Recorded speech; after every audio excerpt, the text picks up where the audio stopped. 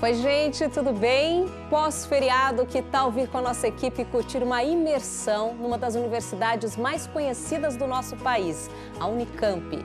Muita gente não sabe, mas ali existem alguns acervos muito especiais. Um exemplo é a Fonoteca, com 58 mil gravações de animais que até nem existem mais. A nossa equipe visitou o Museu de Diversidade Biológica e pôde ainda conhecer detalhes sobre todo o trabalho feito para estudar um fungo que tem representado um sério risco para os anfíbios, a classe dos sapos, das rãs e pererecas. Você pode até ter medo deles, mas todos são de extrema importância para o equilíbrio dos ecossistemas. Vem com a gente por esse passeio para conhecermos mais desse universo.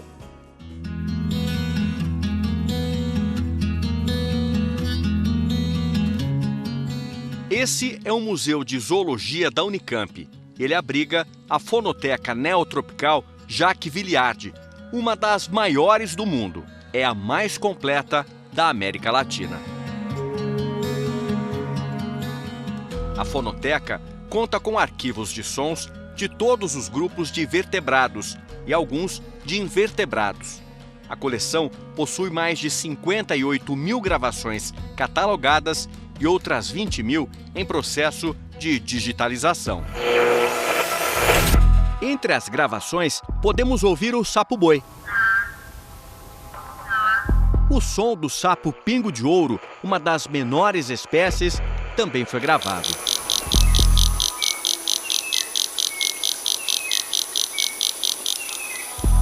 Outro som que dá para ouvir é o da ranzinha dos rochedos.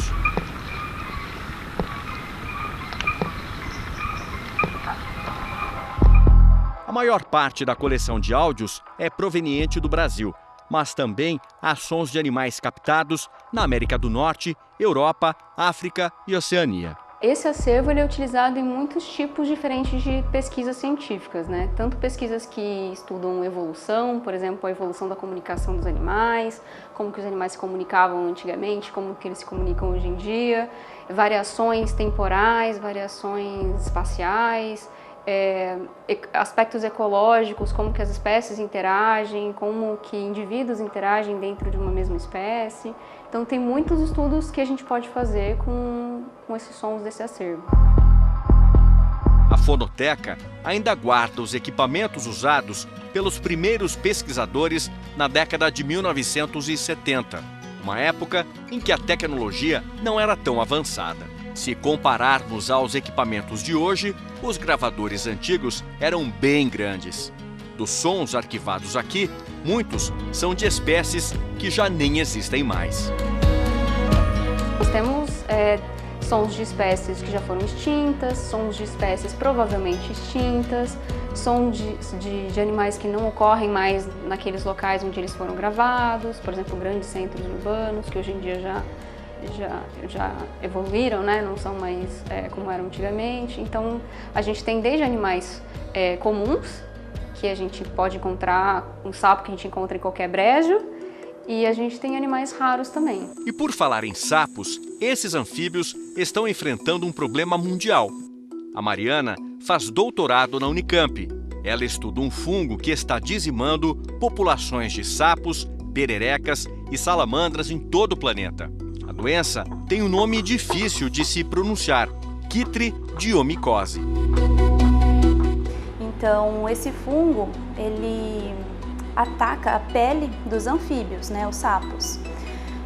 Como os sapos, eles respiram pela pele, se hidratam pela pele, quando esse fungo está presente, ele pode influenciar no equilíbrio do corpo desses sapos e até levar os indivíduos à morte. Os pesquisadores estimam que pelo menos 200 espécies de anfíbios tenham sido extintas devido ao fungo, 15 delas só no Brasil. Esse fungo, ele é um fungo aquático, então ele tem flagelo, então ele nada muito bem.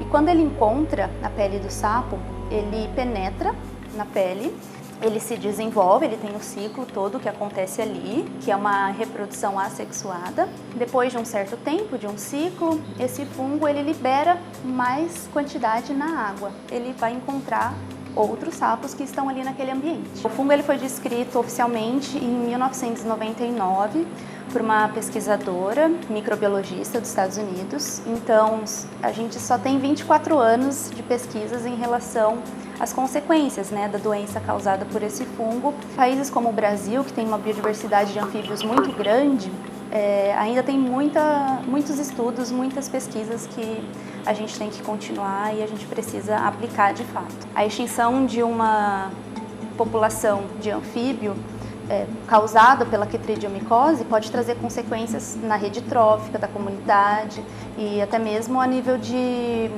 bioma, assim.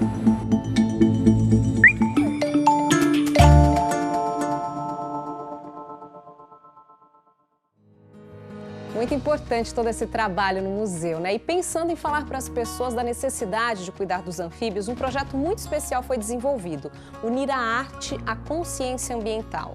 Uma exposição foi montada para mostrar, através de desenhos e pinturas, o papel desses animais no planeta. A mostra já foi feita em Campinas e em Porto Seguro, na Bahia, e busca apoiadores para chegar a mais lugares e pessoas. As obras têm características bem diversas.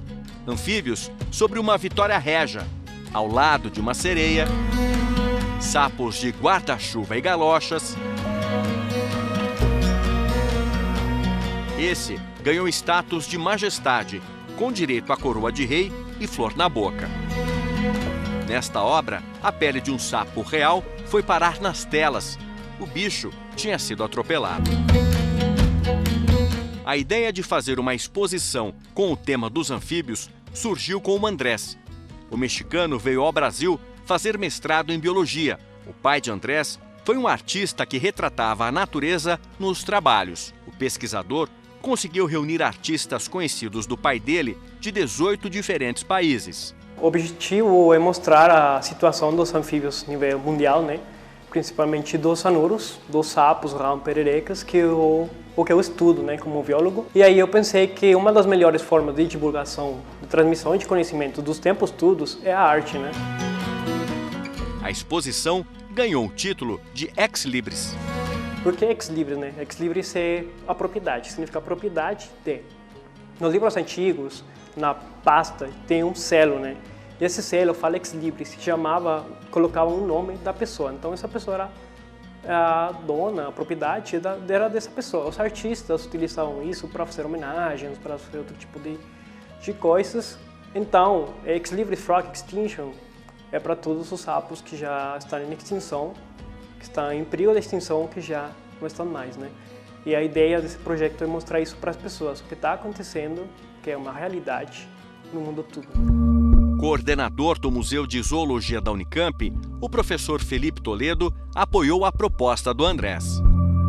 Isso é super legal, porque a gente consegue ultrapassar os muros da universidade e chegar na população que normalmente não tem acesso à informação muito científica, né, que a gente gera no dia a dia. As pessoas precisam saber que os anfíbios são os animais mais ameaçados do planeta, que está acontecendo uma onda de extinção por todos os lados. Então a gente tem que notificar isso, transmitir essa informação, seja por diversos meios, um deles é a arte, né? Ele explica ainda que a extinção dos anfíbios é preocupante, porque impacta de um jeito ou de outro todos os moradores do planeta. Dia após dia nós estamos perdendo espécies e essa perda vai causando consequências em cada lugar, uma consequência diferente. Então, uma espécie podia ser fonte de um remédio diferente, outra espécie podia estar controlando uma praga agrícola, ou então insetos vetores de doenças. Essas questões estão acontecendo e os anfíbios fazem parte dessa situação. Algumas das espécies que desapareceram estão mais perto do que imaginamos. Fazendo um levantamento histórico, a gente viu que tem 3 espécies aqui em Campinas, no município de Campinas, que a gente não acha mais. Uma delas é emblemática, é o sapinho pingo de ouro, que existia lá no Pico das Cabras, que as pessoas vão conhecer. A gente procura e desde os anos 90 não acha mais a espécie. O ambiente está lá, mas o bicho desapareceu, então a gente não sabe o que aconteceu ainda. talvez tenha sido esse fungo, né? Ainda estudos que estão em andamento. A parte lúdica da arte é muito importante para sair daquela característica só de acadêmica. Então o visual é fundamental para sensibilizar as pessoas. Eu acho que a arte, ela tem esse predicado, né? Ela sensibiliza através do visual, né? Você tem um problema técnico, um problema científico e de repente você traz a parte artística.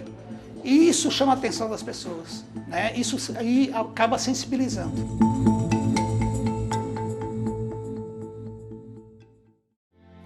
Que iniciativa bacana, né? Fica aí o convite para parceiros e incentivadores para levar essa exposição para mais gente. O contato para saber detalhes desse projeto, para fazer parte dele, é o Laboratório de História Natural de Anfíbios lá na Unicamp. E mais uma vez, parabéns, pessoal, pelo trabalho.